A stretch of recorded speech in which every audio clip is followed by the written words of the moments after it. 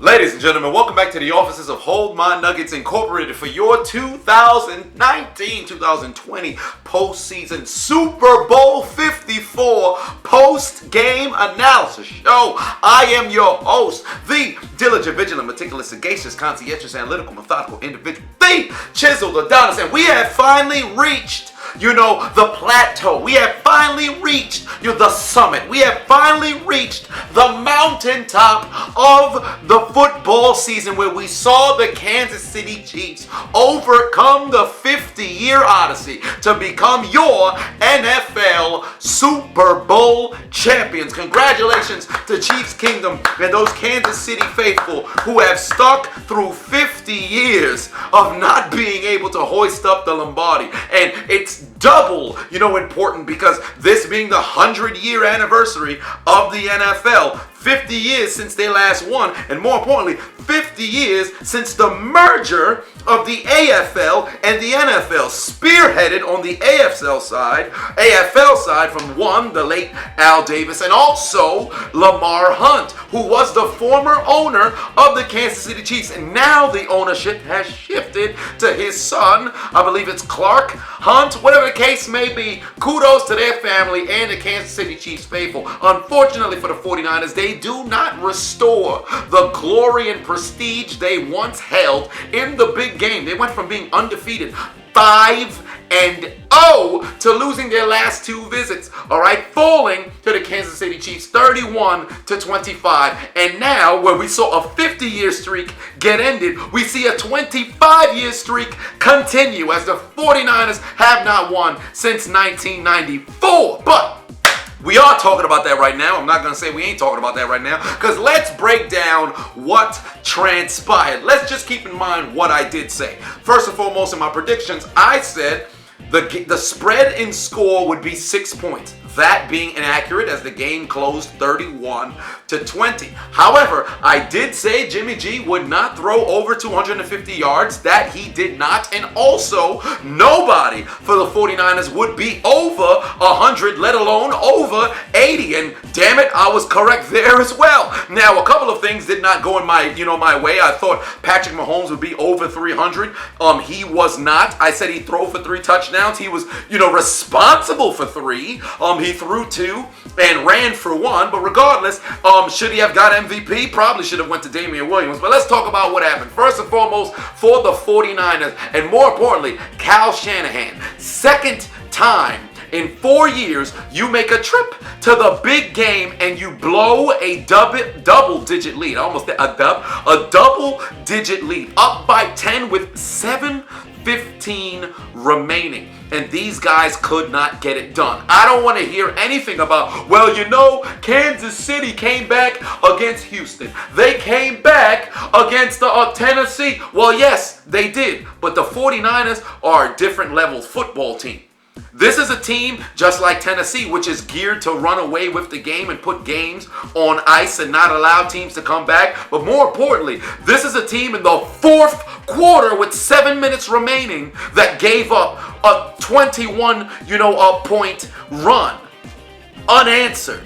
Okay, Tennessee, they lost the lead before halftime. Houston, they lost the lead before halftime. There's a difference when we're talking about this particular game. Let's look at what happened for the 49ers through 3 quarters, all right? Let's look at their drives. After Kansas City went 3 and out, they went 10 plays, nearly 6 minutes, 5:58 to be exact, on 57 yards for a field goal. Kansas City responded with a TD. Jimmy G throws an interception. Why? This man tried to do the Patrick Mahomes no-look pass. I don't know what he was doing. He closed his eyes. Patrick Mahomes, when he does the no-look pass, he looks away and throws it in a direction. Jimmy G was looking where he wanted to look, but decided, I'm going to close my eyes. I wonder what Stevie Wonder sees when he throws football around with his family. So I'm just going to go throw it into the air, into the atmosphere, and hopefully somebody catches it. That's not how you throw the football, Jimmy G. What happened? Landed in the hands of a Kansas City Chief. Back the other way. Kansas City would put a field goal on the board. All right, then we saw 49ers go back down the field, 7 plays, 80 yards, 4 minutes, 27 4 minutes, 27 seconds, and then they finally found the end zone where Kyle Juszczyk was able to keep his feet, get into the the end zone for the score. Now we've got a tie game at 10 apiece, right? At this point, and mind you, they went into halftime. I believe they Yeah, that was when the next possession, George Kittle actually got a little bit of separation, thus resulting in a little bit of an offensive pass interference call. And I heard some Niners fans saying, "Hey man, that wasn't a flag, full extension."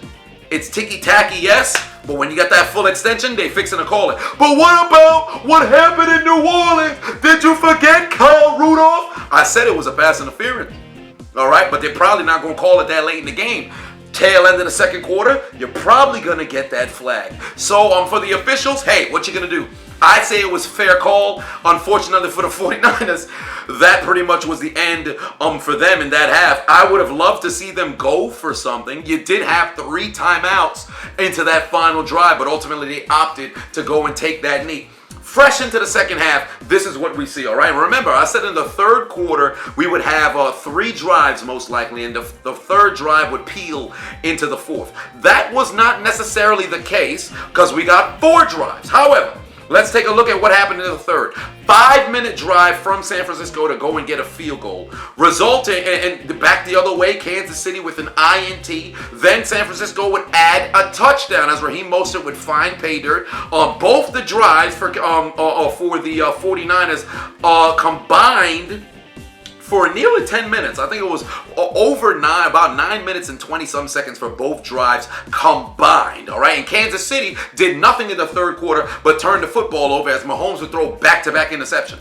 The first one, I believe he threw it straight to Fred Warner. I'm not sure what he was trying to do with Tyreek Hill. I don't know if he was trying to squeeze it in there because there was about 5 defenders around, but there was a little bit of space. But Fred Warner was right in front of Tyreek Hill. I'm not sure if Mahomes rushed it. I'm not sure if Tyreek Hill ran the wrong route. Whatever the case was, you saw an interception from Warner. Then on the next, interception from Mahomes, he threw it behind Tyreek Hill. It did hit Hill's hands, and us receivers, although I'm a mediocre college receiver, I don't get to really call myself us receiver as if I'm in the NFL. But regardless, it hits your hands. You got to catch the football. In the case of Mahomes, he threw it behind Tyreek Hill. He's in a very precarious situation. Could not necessarily catch the football, thus ricocheted into the hands of the defender. San Fran had all the momentum.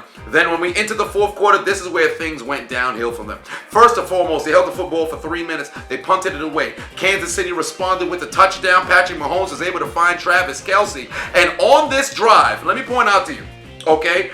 Because at this point in the game, we've since past 10 minutes remaining, I believe. And with the Niners up 20-10, they had 2 different opportunities on this drive to get Kansas City off the field. All right, it was a 3rd and 15 situation.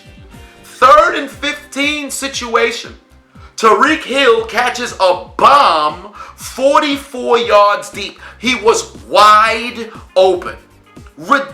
Under no circumstances on 3rd and 15 against the Kansas City Chiefs can you get beat deep, and that's exactly what we saw. I don't know what the coverage was. Tyreek Hill lined up on the left side of the field, went vertically down the field. I guess it was one of those post corner situations. Whatever it was, he was wide open.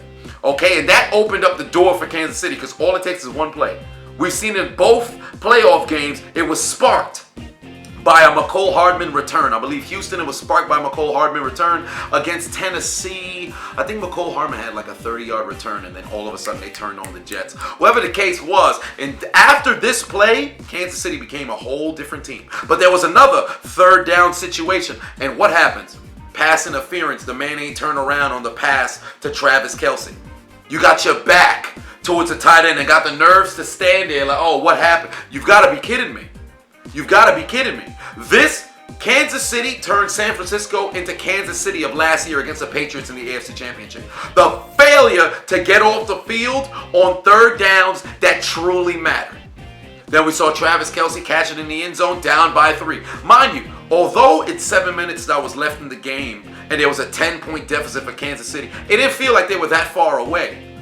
You don't feel like you got a leg up on this Patrick Mahomes-led offense, this Andy Reid-led offense with Tyreek Hill, McCole Hardman, Sammy Watkins, who nearly had 100 yards. Remember, I told you guys he was going to be the X factor. I first saw about 60 yards, but every catch being pivotal. Those 98 yards played a huge role. And also, you cannot ignore, Travis Kelce as well. And all of a sudden, now you're only up by 3, right? What do they do coming out of this particular, drive where Kansas City's starting to build momentum? A 3 and out.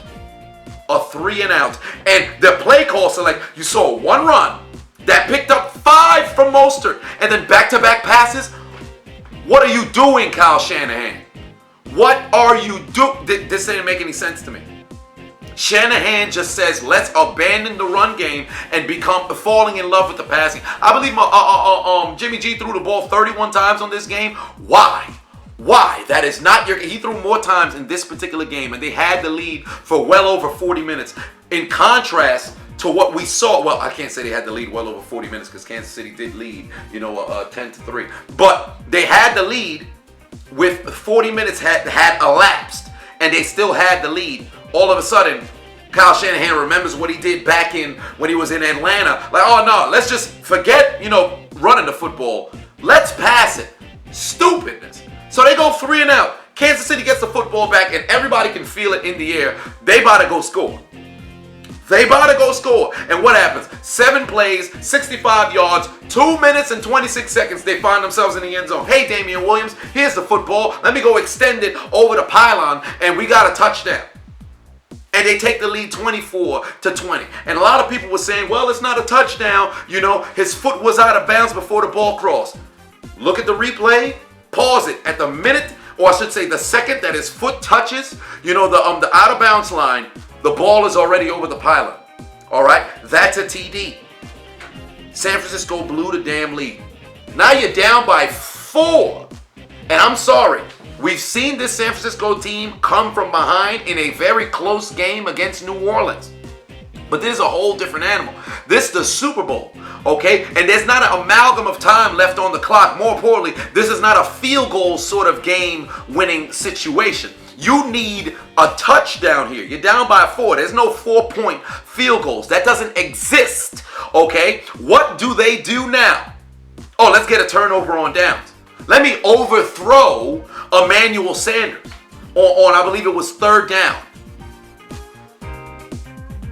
Jimmy G doesn't drive. He don't drive manual. He has to drive automatic. He don't got the clutch in the car. What happens? Kansas City, oh yeah, we'll take advantage. 2 plays later, Damian Williams, I think it was 38 yards into the end zone. Touchdown.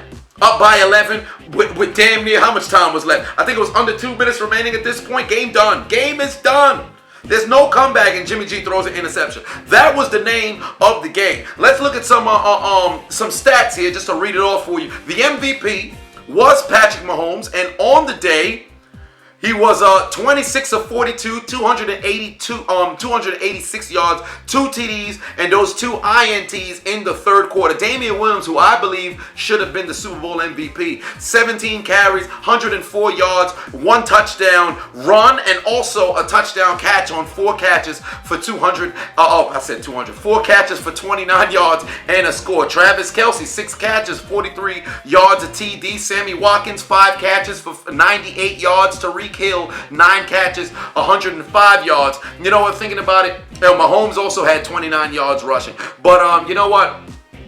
Nah. Damian Williams did play very well, but yeah, you can't deny Mahomes this MVP here.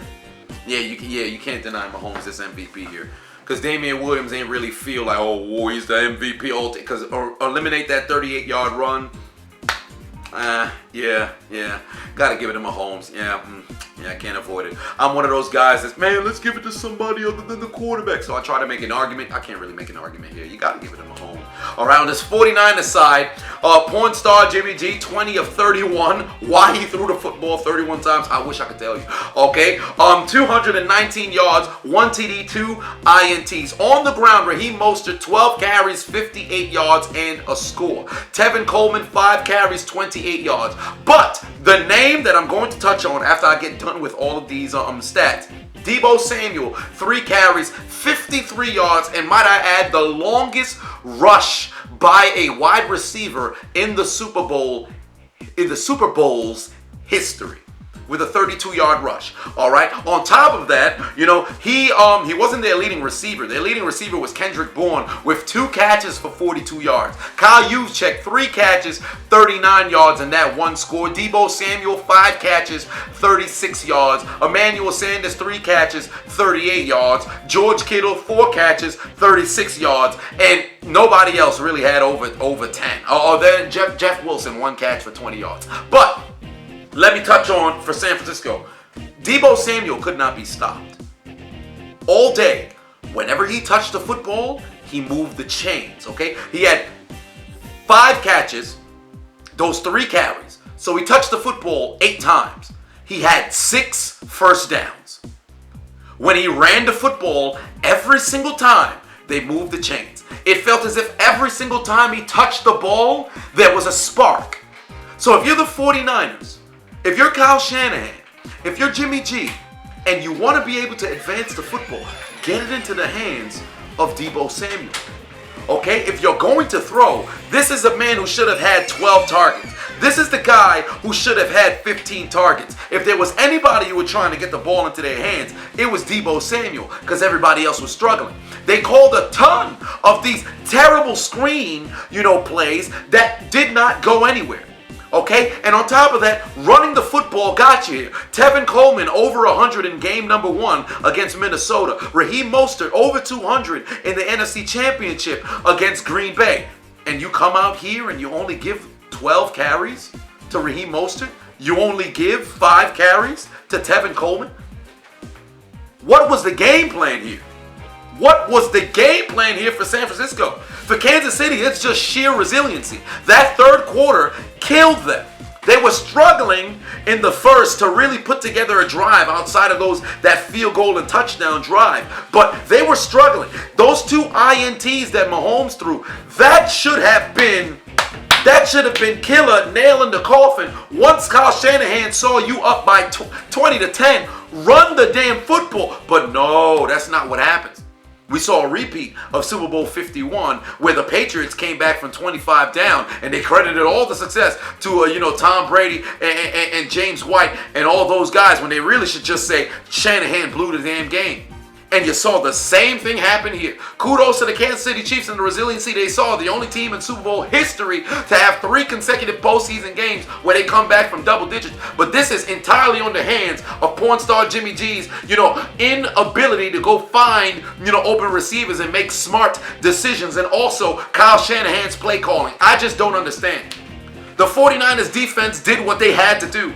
They held the Chiefs to 10 points through 40 minutes. Tariq Hill gets this one play, 44-yard catch, and all of a sudden everything shifted. If you're a 49ers fan, I'm telling you right now, obviously there's not too much stuff, fans can do. You can go and protest, you can send letters, you can send fan mail, you can do all this other stuff to try to, we don't want Kyle Shanahan no more, we gotta get rid of him. I'm not gonna say get rid of him.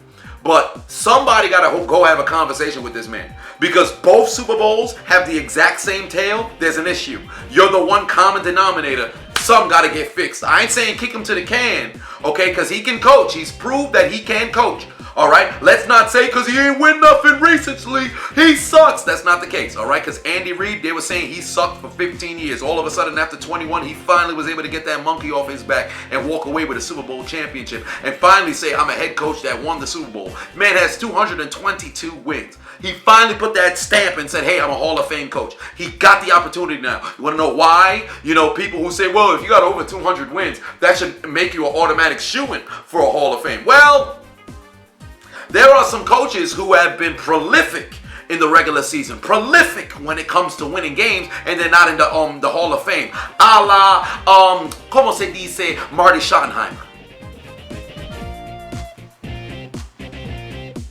So in the case of Andy Reid, he needed this. So with Kyle Shanahan, maybe it'll take some time. But fans aren't willing to really be patient. And in his case, in the way they lost these games, you shouldn't be, but I understand. There's a little bit of cognitive dissonance that I have with Kyle Shanahan. Because I believe, give it some time, he'll get the job done. But who's willing to wait with the decision making that this man makes? It's like a push and pull. Whatever the case may be, congratulations to the Kansas City Chiefs. And as Travis Kelce said in the AFC Championship, you gotta fight for your right to party. And turns out 2 weeks later, after the Super Bowl, you gotta fight for your right to Lombardi, baby. Congratulations to the Chiefs, man. And I'll tell you right now, I didn't think they were going to be one of the teams to get it done this postseason, because as I told you, there was 5 teams on my radar who I believed could have won the Super Bowl. In the NFC, there was only 2 for me, that being the Green Bay Packers and the New Orleans Saints. And out there in the AFC, there was 3, Baltimore, Tennessee, and also Houston. Kansas City, I thought that defense was going to fail them. But hey, second half of the season, they were one of the best defenses in the league. And when I say one of the best, I ain't talking about top 10. I'm talking top 5, arguably top 3. I think statistically, they were definitely top 5. They might have just been top 3 the last half of the season. I still felt as if they got to show me when it's all on the line. They got to show me when it truly counts. And damn it, they did. They did. They crunched up. They came to play. All right, turn on the Miz music. I came to play. That's exactly what the Kansas City Chiefs did. Kudos to Tyrann Mathieu, the Honey Badger. Him, Frank Clark, those 2 galvanized that defense and changed the tone. They got those guys ready to play. You saw Tyrann Mathieu on the sidelines during the game, firing up, saying some words and language that you can't say on TV. All right, he went out there, he let his defense know, hey man, if we gonna win this game, we gotta crunch down and let these motherfuckers know who the hell we are. And that's exactly what the hell they did, man. Nothing but congratulations for the Kansas City Chiefs. They did it the right way. They got it done. There was nothing dirty about the damn game, and you gotta love it. You absolutely gotta love it, unless you're a Niners fan. But of course, you gotta love it. Great game. Thoroughly enjoyed it. I don't feel as if there was a dull moment at all. The halftime show was great. We saw 2 tight ends outside of George Kittle and Travis Kelce. We saw 2 tight ends on and off the field, or I should say, are dealing with and without football. That was very great. J-Lo, Shakira, call me. My DMs are always open. Unfortunately for you guys, I think you guys are kind of, in a relationship sort of situation. But if you're into adultery, you know where you can find me, all right? But great game, great season, that is, and that recaps our 2019, Super Bowl champion, that being the Kansas City Chiefs. And this has been your Super Bowl 54 post-game analysis show. I have been your host, the diligent, vigilant, meticulous, sagacious, conscientious, analytical, methodical individual, the Chiseled Adonis. And I truly do appreciate all you guys for staying with me throughout the entire season, just hearing me, speak football. Now, what we're going to do next year, regarding this, most likely is going to be moved over to just the Hold My Nuggets podcast. We're going to have 2 different, pre-game, post-game sort of situation, so it doesn't have to feel like it's very long and drawn out. But you guys can let me know if you want me to continue doing this style of video moving forward regarding the football season, regardless of how big I get in comedy. I think I'll always put time aside for football, because damn it, I just happen to love it. But thank you guys for tuning in. I hope you guys enjoyed the game, and let me know in the comment section what your thoughts on the game was. What did I miss out on that I forgot to touch on in this particular video? Let me know, man, because I truly enjoyed this game. I think I touched on all the key moments that that just so happened to happen. Whatever the case may be, man, congratulations to the Kansas City Chiefs. Chiefs Kingdom, the Kansas City faithful. You don't need to put your motherfucking head back down, because that's reserved for Jimmy G, the 49ers, and Kyle Shanahan. You can keep your head up and view the train that is approaching, and no, it's not the L, it's the W, because you've walked away with that Lombardi trophy. I'll see you guys next season.